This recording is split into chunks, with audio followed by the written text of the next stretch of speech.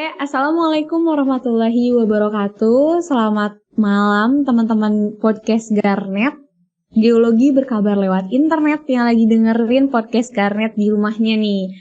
Kembali lagi bersama saya Juliana Marifah. Dan sekarang kita lagi kedatangan salah satu pembicara keren nih dari Garnet, yaitu Mbak Devina. Halo Mbak Devina, selamat malam Mbak. Malam. Apa kabarnya nih Mbak? Baik, alhamdulillah sehat.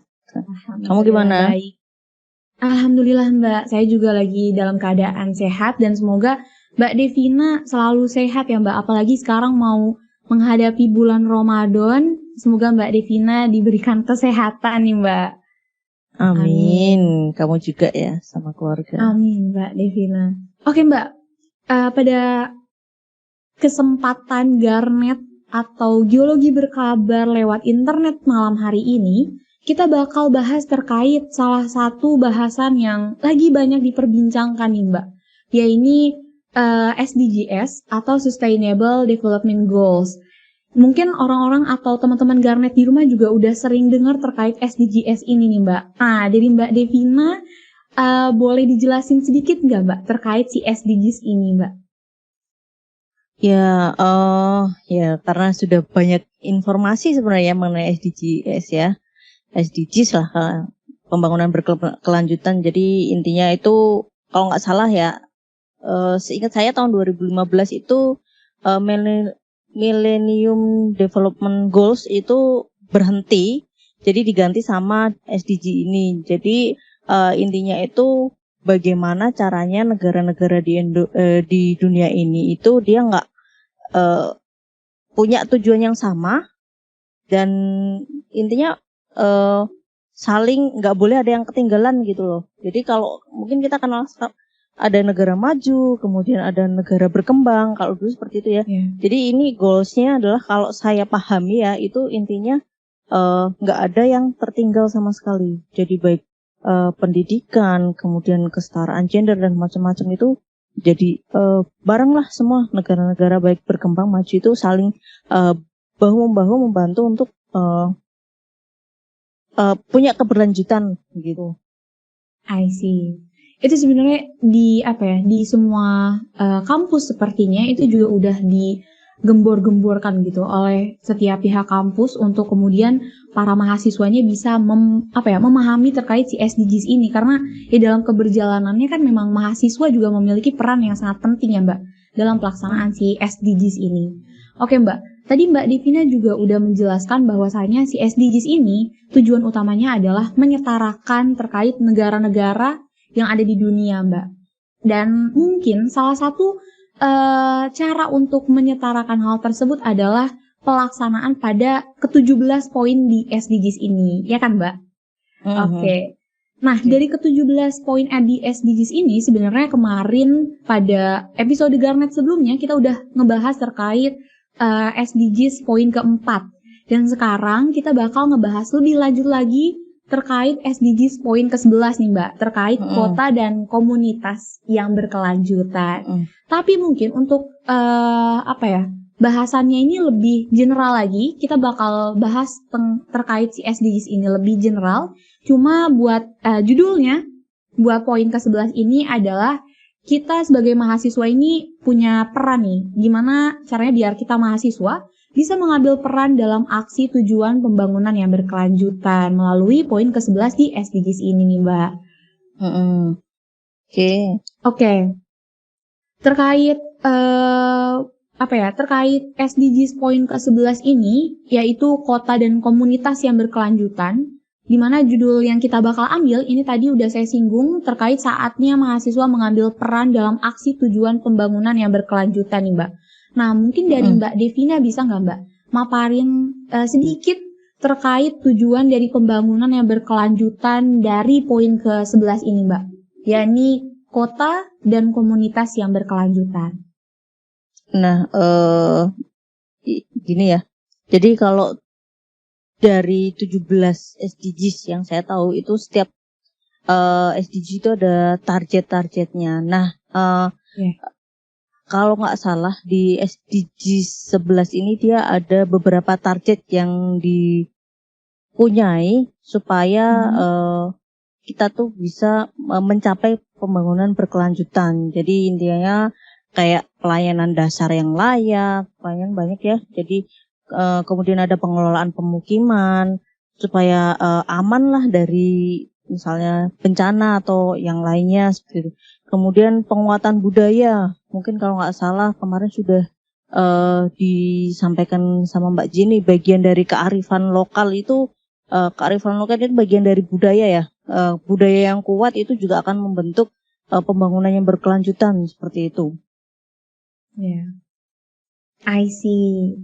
Oke Mbak, dan kalau misalnya kita berbicara terkait pelaksanaan dari SDGs gitu, atau yang poin ke-11 terkait kota dan komunitas, ini sebenarnya elemen yang bisa jadi penyokong gitu dalam aksi pembangunan yang berkelanjutan itu seperti apa sih Mbak? Aksi yang atau elemen penyokongnya ini apa gitu yang dibutuhkan dalam pelaksanaan SDGs ke-11 ini? Nah, sebenarnya bukan hanya SDGs 11 ya, semua untuk SDGs itu ada elemen penyokong utamanya adalah ya itu komunitas kan. Jadi komunitas baik masyarakat sipil, kemudian pemerintah, kalian sebagai mahasiswa itu juga bagian dari komunitas ya. Komunitas itu kan banyak ya, komunitas kecil-kecil. Yeah. Nah, itu yang menurut saya menjadi elemen penyokong keberhasilan dari SDGs itu sendiri, karena memang kalau yang berperan hanya satu pihak saja, menurut saya itu tidak akan terbentuk lah atau tidak akan terjadi pembangunan berkelanjutan ini. I see, saya juga setuju Mbak. Mungkin ada apa ya, pepatah bilang kalau misalnya ya kalau geraknya sendiri itu akan lebih lama lagi ya proses pelaksana pencapaian tujuannya. Tapi kalau misalnya geraknya bareng-bareng atau pihaknya lebih banyak, ya untuk mencapai tujuan yang ingin dicapai juga bisa lebih mudah gitu. Nah, kalau dari Mbak Devina sendiri, kenapa sih sebenarnya masyarakat ya, apalagi tadi kan Mbak Devina juga udah bahas terkait komunitas-komunitas ini ya, itu salah satu elemen penyokongnya. Nah, sebenarnya gimana respon dari masyarakat atau komunitas-komunitas tersebut, Mbak? Apakah dari masyarakat, terus juga dari mahasiswa, atau juga dari komunitas di masyarakat itu sendiri sudah merespon terkait tujuan SDGs ini dengan baik, Mbak? Menurut pandangan saya nih ya, jadi Ya. setahu saya tidak semua elemen yang menyokong itu paham akan apa itu SDGs. Simpelnya nih, oke saya berbicara sama kalian mengenai SDGs, tapi nggak semua teman kalian loh tahu mengenai apa itu SDGs gitu. Coba deh saya random aja nanya salah satu mungkin dari mahasiswa teknik geologi, tahu nggak apa itu SDGs itu? Kalau mereka mungkin mereka tahu, cuman mereka nggak paham apa sih tujuan dari SDGs, kemudian apa saja sih targetnya. Gitu. Nggak semua itu terjangkau oleh elemen-elemen yang tadi saya sebutkan. Jadi ya menurut saya perlulah kita ini bikin acara seperti ini untuk lebih menggaungkan lagi, untuk membantu menggemborkan lagi ya kalau istilahnya. Apa sih itu SDGs seperti itu. I see. Iya sih Mbak, mungkin dari saya juga mungkin kalau kita ibaratkan antara tahu dan paham, sebenarnya saya juga masih pada proses tahu Mbak. Saya belum memahami secara lebih dalam terkait setiap poin pada SDGs ini. Karena mungkin saya juga masih harus banyak belajar lagi meskipun dari ibu bapak dosen maupun abang kakak di sekitar saya sudah memberikan pemahaman terkait SDGs ini pentingnya seperti apa. Nah sebenarnya Mbak, tantangan terbesar atau kenapa gitu? Pertanyaannya, kenapa kok masyarakat atau komunitas ini belum mau memahami terkait SDGs ini? Apakah memang dari sosialisasi si SDGs ini yang kurang atau seperti apa Mbak? Dari Mbak Devina sendiri? Koreksi ya, mungkin ya bukan belum mau, cuman memang tidak semua itu terjangkau atau dijangkau oleh informasi SDGs ini. Jadi mungkin ya memang sebenarnya Bapak Jokowi ya presiden kita itu sudah menggaungkan ini. Cuman memang beberapa ya simpelnya gini deh, contoh deh untuk SDGs mengenai kesetaraan pendidikan saja. Kita lihat di kota besar saja, contoh deh Jakarta, tidak semua itu punya akses belajar yang baik. Padahal sekelas Jakarta ya, kota metropolitan, contohnya seperti itu. Nah, berarti kan itu nggak tercapai ya tujuannya. Ada yang left behind, one left behind, ada yang ketinggalan di belakang. Nggak semua bisa menerima akses internet yang sama, walaupun di satu kota ya. Mungkin berarti antara tujuan 1 sampai 7 itu sebenarnya saling berkesinambungan seperti itu.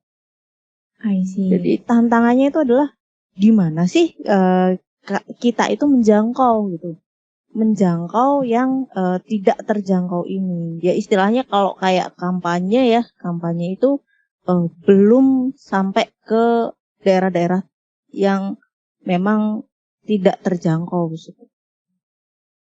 Oke, berarti memang permasalahan atau tantangan terbesarnya ini adalah penjangkauan kepada masyarakat untuk bisa merasakan pelaksanaan atau pengimplementasian dari tujuan setiap poin pada SDGs ini, Mbak. Oh ya, tambahan lagi menurut saya nih, kalau tidak semua orang itu mau atau kenal dengan SDGs ini.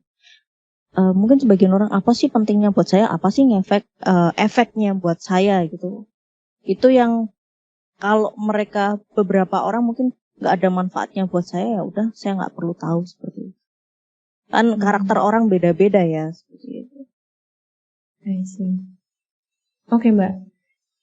Sebenarnya tertarik banget ya kalau misalnya kita berbicara lebih lanjut terkait SDGs, apalagi kita petain gitu si SDGs ini satu persatu. Karena dari mungkin Mbak Devina tadi udah singgung sedikit, setiap poin dari SDGs ini juga punya target-targetnya buat bisa dicapai kayak gitu. Oke, mungkin kita balik lagi ke topik utamanya. Pertanyaan saya ya, Mbak. Tadi mungkin kan memang dari tantangannya, kemudian juga dari permasalahan yang sekiranya ada, kenapa akhirnya SDGs ini tidak bisa menjangkau semua pihak. Itu wadah apa sih Mbak yang sekiranya menurut Mbak Devina cocok biar mungkin komunitas-komunitas di luar itu juga bisa, oh ternyata SDGs ini sepenting ini, hingga akhirnya mereka mau gitu untuk bisa bergerak bersama untuk mewujudkan si SDGs, apalagi poin ke-11 ini Mbak. Wadah apa itu Mbak? Dari Mbak Devina. Konteks wadah di sini sebenarnya komunitas itu sebagai wadah ya. Karena kan yang namanya komunitas itu satu visi, satu misi, satu pandangan, ingin melakukan suatu perubahan. Jadi misal kalian punya komunitas mengenai fotografi. Jadi apa sih yang bisa disampaikan dari foto-foto fotografi itu? Mungkin dari menyampaikan foto kalian bisa memberikan perubahan. Di suatu daerah butuh bantuan, jadi belum terjangkau pendidikan. Dari foto itu mungkin kalian bisa membantu penggalangan dana atau macam-macam seperti itu. Jadi konteks wadah di sini sebenarnya komunitas itu sebagai wadah gitu. Jadi elemen masyarakat itu macam-macam ya. Elemen kemudian dia diwadahi sama komunitas-komunitas yang berbeda, komunitas bersepeda, kemudian komunitas banyak lah ya, pecinta lingkungan, kemudian komunitas pecinta hewan, kemudian komunitas tanggap bencana. Nah, itu kan satu visi, satu pandangan. Jadi itu sebagai wadah mereka dengan satu minat yang sama. Minat itu bagaimana sih bisa merubah atau menjadi bagian dari pelaksanaan target di SDGs itu sendiri.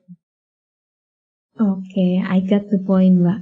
Terus kalau memang seperti itu, mungkin pertanyaan lanjutan saya, bagaimana nih Mbak, terkait kami, mahasiswa teknik biologi, ini bisa menjadi salah satu komunitas yang kalau kata Mbak Devina ini ya wadah gitu, komunitas wadah untuk bisa bisa yang tadi Mbak Devina sebutin, jadi punya satu visi misi untuk akhirnya kita bergerak bisa menjadi penggerak untuk Pelaksana target. ya, itu dia. Pelaksana dari si SDGs yang ke-11 ini. Kalau dari bidang kegeologian, mahasiswa teknik geologi ini apa yang bisa dilakukan, Mbak? Banyak gitu. Sebenarnya simpel ya.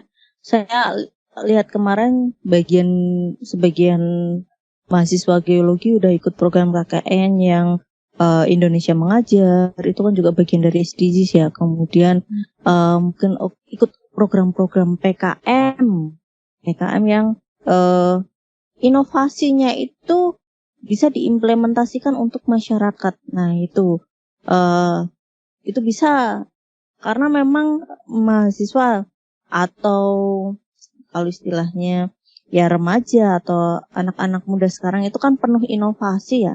Inovasi-inovasi ini yang perlu kalian implementasikan. Jadi jangan kalian keep sendiri, tapi kalian buat sampaikan. Karena ide kalian sebagai penggerak bangsa ya, mungkin nanti saya sudah jadi generasi yang old, gak bisa produktif lagi. Kalian yang akan melanjutkan inovasi itu yang akan dipakai untuk penerus kalian gitu. Penerus kalian. Jadi keberlanjutannya itu harus sampai ke belakang seperti itu, sampai nantilah masa depan seperti itu. Banyak kan yang bisa dilakukan mahasiswa, bukan hanya mahasiswa geologi aja gitu. Jadi kemudian mungkin kalian juga bisa nih bikin inovasi, ya kalian belajar mengenai bumi, ikut jadi relawan dalam tanggap bencana, kemudian kalian bikin mitigasinya, seperti itu juga bisa. Itu kan bagian dari membentuk kota yang aman ya, ini yang aman untuk komunitas lingkungan yang aman seperti itu. I see, Mbak. Memang benar sekali, Mbak, dari apa yang tadi disampaikan Mbak Devina, dan saya juga setuju. Apalagi sekarang dalam kondisi pandemi ini sebenarnya kan ruang gerak kita ini bisa dikatakan terbatas. Tapi karena banyak banyak kegiatan sebenarnya di samping keterbatasan, tapi kita juga masih bisa melakukan banyak hal meskipun online. Salah satunya PKM, kemudian juga tadi Mbak Devina bilang ada relawan. Terus juga ya penelitian atau lomba-lomba juga menurut saya itu sangat bisa ya kita lakukan sebagai, kalau di bidang kegeologian itu mahasiswa teknik geologi bisa lakukan untuk jadi komunitas pelaksana si SDGs yang ke-11 ini. Saya setuju, Mbak. Tapi Mbak, permasalahannya ini kan tidak semuanya mahasiswa teknik geologi juga bisa menuangkan atau menuangkan inovasinya, tadi kata Mbak Devina bilang, menuangkan inovasinya pada PKM atau lomba. Karena mungkin kalau dari saya pribadi, saya masih merasa belum cukup ilmu untuk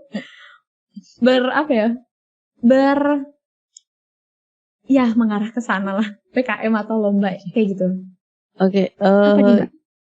ya intinya sebenarnya banyak sih yang bisa dilakukan mahasiswa gitu. Karena tadi SDG itu banyak ya, 17 tujuan, targetnya banyak sekali dan targetnya itu saling berkesinambungan. Bisa saja target di poin ke-11 atau tujuan ke-11 itu dia juga bagian dari target poin ke-12 gitu. Contoh target ke poin ke-12 mengenai perubahan iklim. Bagaimana juga ada di target ke poin 11. Juga ada di target di poin ke-4 mengenai peningkatan kapasitas ya. Ini peningkatan kapasitas dari individu. Mungkin kamu bisa jadi bagian dari peningkatan kapasitas individu. Coba deh saya nanya, Juli tahu nggak potensi bencana apa yang ada di daerah rumah Juli? Oke, kalau di daerah rumah Juli, ini Kota Bandung, sebenarnya kalau bencana alhamdulillah tidak terlalu besar, karena Bandung ini kalau menurut saya itu masih dataran ya cukup jauh dari kayak sungai besar juga enggak, pantai juga jauh. Mungkin longsor karena masih banyak dataran tinggi yang mengelilingi si Kota Bandung ini. Jadi itu mungkin salah satu potensi bencana yang bisa terjadi, Mbak, di Kota Bandung. Juli nggak kenal kan kota Juli sendiri. Ada penelitian mengenai sesar Lembang yang berpotensi Oh untuk menjadi iya, serta aktif. Kemudian iya itu. Bandung itu juga terkenal dengan banjir, walaupun di daerah cekungan kan ya, tapi dia Iya, juga sering kena banjir kan. Nah, itu simpelnya itu deh. Juli aja belum iya, iya, kenal iya. apa namanya kota Juli sendiri. Jadi gimana Juli mau berpartisipasi gitu. Jadi mulai Iya, dari diri iya. sendiri, kenal dulu lah lingkungan seperti apa. Jadi kalau kalian kenal lingkungan, kalian aware, kalian akan bisa berpartisipasi dalam eh, SDGs ini gitu. I Jadi see. hal-hal kecil sebenarnya nggak masalah sih, hal kecil dari yang kita mulai dari diri kita itu pasti akan berpengaruh untuk orang sekitar kita, dan itu akan membantu dalam kesuksesan SDGs ini menurut saya. Oke, oke, Mbak. Mungkin sebenarnya bisa saya klarifikasi sedikit terkait ketidakmenahuan saya itu. Sebenarnya saya udah tahu, Mbak, Sesar Lembang itu udah lama. Mungkin tadi nggak connect ke sana aja. Oke, Iya, tapi makasih Mbak Devina udah ngingetin. Juli tahu tapi belum tentu orang tua Juli tahu loh. Orang sekitar rumah Juli tahu nggak? Iya, iya. Sebenarnya Ibu Juli juga tahu terkait si Patahan Lembang kalau kami sebutnya, Mbak. Patahan Lembang. Tapi kalau di kami sekarang Patahan Lembang ini malah jadi tempat wisata, Mbak. Tempat wisata buat anak-anak healing kalau sekarang. Sore-sore ke sana iya. Kayak gitu. Istilahnya healing ya sekarang ya. Healing. Iya. Oke, Mbak. Kita balik lagi ke topik bahasan kita terkait si SDGs poin ke-11 ini. Mungkin tadi Mbak Devina juga udah banyak bahas terkait komunitas, dan banyak komunitas sebenarnya yang bisa jadi wadah pelaksana untuk setiap poin SDGs ini. Nah, sekarang mungkin pertanyaannya bagaimana caranya biar kita bisa mengkolaborasikan setiap komunitas tersebut agar capaian dari poin SDGs ini bisa tercapai secara maksimal, Mbak. Jadi kolaborasi apa sih yang harus kita lakuin biar poin si SDGs ini tercapai? Nah, kalau kolaborasi itu kan berarti harus menggabungkan antara satu dengan yang lain ya. Intinya sebenarnya komunitas itu punya tujuan sendiri-sendiri. Itu yang penting kalau menurut saya itu bagaimana mereka berjalan beriringan sehingga punya satu tujuan. Kalau kolaborasi kan menurut saya ya, pandangan saya, jadi kamu punya pandangan berbeda dengan saya, kemudian kita jadiin satu. Nah, ini yang saya pribadi saya masih belum bisa memberikan bayangan ya. Saya tidak bisa membayangkan bagaimana mengkolaborasikan, tapi saya harap ini bisa berjalan beriringan, karena kalau berjalan beriringan itu tetap sampai ke satu tujuan sehingga sama-sama gitu, walaupun sebenarnya melengkapi satu dengan yang lain, karena memang sebenarnya ada ketimpangan ya komunitas satu dengan komunitas yang lain. Kadang komunitas satu itu dia lebih bukan lebih unggul ya, jadi lebih banyak bantuan atau sokongan dananya, atau lebih terjangkau informasinya, jadi dia lebih up dibanding satu yang komunitas yang lain. Jadi mungkin cara kolaborasinya kan menurut saya adalah dengan yang ini yang lebih up, salah satu yang lebih up ini dia membantu yang mungkin masih tertinggal di belakang. Jadi bukan walaupun berjalan beriringan tapi saling membantu gitu, saling melengkapi satu dengan yang lain. I see. Ya, memang kalau kita lihat sekarang memang banyak komunitas, dan sebenarnya saya juga setuju kalau sekarang nih yang saya lihat komunitas-komunitas yang ada di masyarakat, kayak misalnya komunitas pemuda itu kan ada komunitas hiking, terus juga ada ya banyaklah komunitas lainnya, itu juga bisa saling beriringan gitu.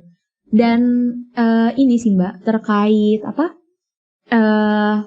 kolaborasi yang mungkin bisa dilaksanakan, apalagi kita nih Mbak, apalagi misalnya mahasiswa teknik geologi sama teknik mesin misalnya, atau juga teknik lainnya, itu bisa berkolaborasi mungkin lewat PKM ya Mbak? Bisa di ya, dalam bisa juga. Mungkin wadahnya bisa ya di saat kalian KKN itu kan dari berbagai jurusan ya, idenya kalian tuangin jadi satu, teknik mesin, teknik geologi, bikinlah misalnya pembangkit listrik tenaga air tuh. Karena kan mungkin tenaga gerak itu teknik mesin lebih paham. Kalian mencari sumber hidrologinya di mana yang sesuai seperti itu. Ini nih lokasi yang sesuai, ini potensinya yang bagus untuk bisa dijadiin pembangkit listrik ya. Itu bisa juga seperti itu. Itu sebagai salah satu contoh ya. Jadi keterjangkauan listrik di daerah-daerah misalnya. Mungkin ada sebagian daerah, ya mungkin kalau sekarang PLN udah keren ya, sudah daerah-daerah terpencil itu juga sudah terjangkau, tapi tidak semua juga masyarakat itu pengen terjangkau juga gitu. Nah itu PR kalian nih, misalnya gimana ya saya memberitahu warga atau memberitahu masyarakat ini yang tidak ingin terjangkau untuk bisa terjangkau oleh listrik seperti itu. I see. Tapi kalau kita berbicara terkait pemerintah dan peran pemerintah, apakah memang pemerintah ini memberikan kesempatan atau ya kesempatan pasti pemerintah memberikan seluas-luasnya karena ini juga salah satu strategi pemerintah untuk bisa mencapai si Sustainable Development Goals ini. Tapi maksud saya, apakah pemerintah memberikan dukungan yang lebih besar kepada komunitas-komunitas yang actually si komunitas ini kan tadi Mbak Devina bilang pelaksana dari setiap SDGs yang ada. Nah, peran pemerintah di sini dalam mendukung komunitas untuk mencapai tujuan dari SDGs ini bagaimana nih Mbak sejauh ini? Sebenarnya kalau saya lihat udah masif ya pemerintah itu, bahkan saya lihat itu di beberapa pertemuan ilmiah itu pemerintah memberi kesempatan kepada anak muda untuk menyampaikan apa sih inovasinya supaya bisa dipertimbangkan sebagai pemenuhan atau pelaksanaan target SDGs gitu. Jadi dari Sabang sampai Merauke itu sudah ada tuh pertemuan yang diadakan oleh pemerintahnya itu untuk menampung aspirasi dari kalian yang muda-muda ini, apa inovasinya. Jadi inovasi itu bukan hanya sekedar kalian ikut PKM, ide yang tersampaikan dengan baik, kemudian tidak harus kalian yang eksekusi, itu juga bagian dari inovasi menurut saya. Karena kalau untuk melakukan eksekusi dari inovasi itu kan memang butuh dukungan dalam artian tidak semua orang itu mau dan bisa mendukung kalian yang muda ini untuk berinovasi seperti itu. Jadi kami juga yang lebih tua juga harus mendukung atau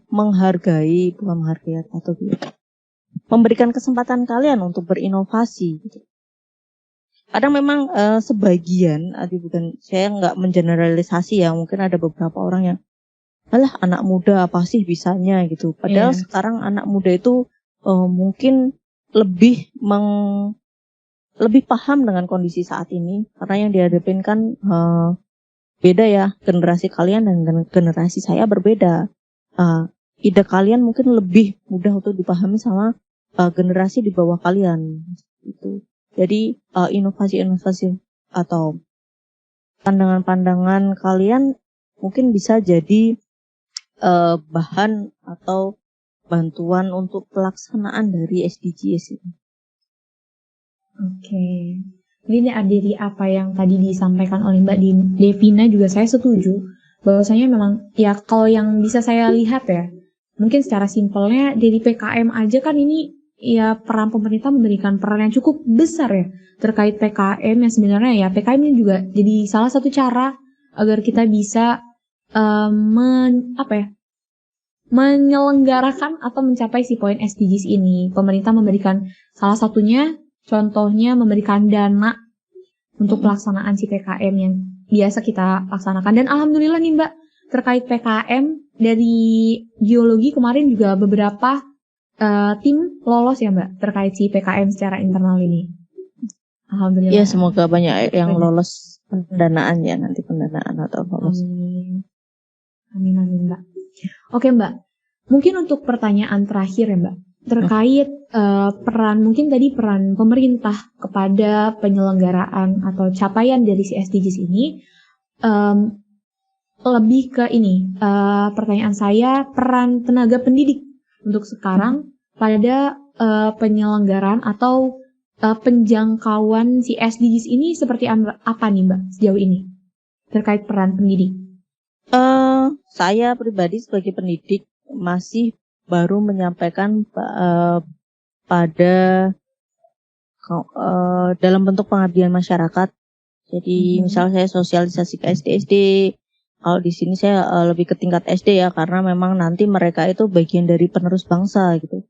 Nah itu biasanya saya ngajak mahasiswa gitu, mahasiswa untuk jadi tim pengabdian. Kemudian mungkin dari tenaga pengajar ini dia punya ide dari yang akan diimplementasikan melalui program KKN, kuliah kerja nyata. Itu kan juga mengajak mahasiswa. Jadi kalian sebagai yang bergerak, kami yang mempunyai ide seperti itu. Oke, I see Mbak. Oke Mbak, mungkin untuk pertanyaan terakhir lagi deh, satu lagi. Mbak Devina mau boleh kasih gambaran gak Mbak? Kira-kira tantangan ke depan untuk pelaksanaan si poin SDGs ini bakal seperti apa sih Mbak yang bakal kita hadapi? Tantangannya satu, bisa nggak? Yang pertama mungkin bisa nggak budaya yang mungkin sok tahu, dalam artian sok tahu. Saya pribadi mungkin saya lebih tua ya. Saya lebih tua dari kamu gitu. Saya lebih umur saya lebih tua dari kamu. Saya tidak mau menerima saran dari kamu. Itu budaya seperti itu bisa tidak dihilangkan, sehingga ketercapaian SDGs itu mungkin tidak akan tercapai, karena menurut saya pemikiran saya yang paling benar seperti itu. Itu budaya seperti itu. Kemudian tidak semua mahasiswa misalnya atau tidak semua masyarakat itu mau dan ingin untuk melaksanakan program SDGs ini. Seperti itu. Itu tantangannya sih kalau menurut saya. Oke, lalu apa yang harus kita lakukan Mbak sebagai solusi dari tantangan tersebut? Kalau saya pribadi lebih kepada saya yang melakukan perubahan dulu, karena perubahan kecil itu akan berdampak pada sekitar saya seperti itu.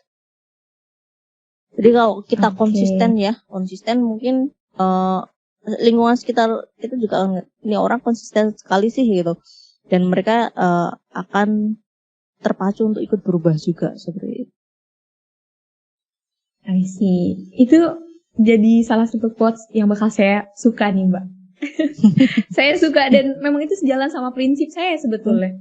Ketika misalnya kita jadi atau ada di suatu komunitas, akan lebih baik kalau kita yang berubah. Maksudnya kita yang membawa perubahan, bukan kita yang berubah. I like it. Oke Mbak Devina, mungkin terkait bincang-bincang kita yang membahas si SDGs poin ke-11, yaitu kota dan komunitas yang berkelanjutan. Ini mungkin tadi kita juga udah berbicara cukup banyak terkait si SDGs poin ke-11 ini, dan saya ucapkan terima kasih banyak kepada Mbak Devina yang udah mau berdiskusi terkait si SDGs poin ke-11 ini nih Mbak. Dan mungkin dari teman-teman Garnet di rumah juga udah pengen tahu lebih dalam lagi terkait poin SDGs yang lainnya. Tapi jangan khawatir teman-teman, karena kita bakal ketemu lagi di edisi atau episode Garnet yang selanjutnya, dan tentunya bakal bahas terkait si SDGs lebih lanjut lagi nih Mbak Devina. Mungkin terima kasih Mbak Devina karena udah mau hadir dan berdiskusi. Sekali lagi terima kasih. Dan tapi sebelum kita tutup, dari Mbak Devina ada yang mau disampaikan nggak ke teman-teman Garnet di rumah nih Mbak? Kalau dari saya, ya mungkin tadi quotes yang tadi. Perubahan dari diri itu akan berdampak pada perubahan di lingkungan. Jadi mulailah dari diri sendiri untuk bisa merubah lingkungan seperti itu. I see. Oke teman-teman Garnet di rumah, buat episode kali ini kita tutup sama kalimat atau quotes-nya dari Mbak Devina nih. Yaitu perubahan atau mulailah perubahan dari diri sendiri karena itu bakal berdampak bagi orang-orang sekitar. Mungkin itu aja dari saya. Terima kasih sekali lagi Mbak Devina. Saya ucapkan terima kasih dan terima kasih juga buat teman-teman Garnet di rumah. Sampai berjumpa di episode Garnet selanjutnya. Sampai jumpa. Terima kasih Mbak Devina.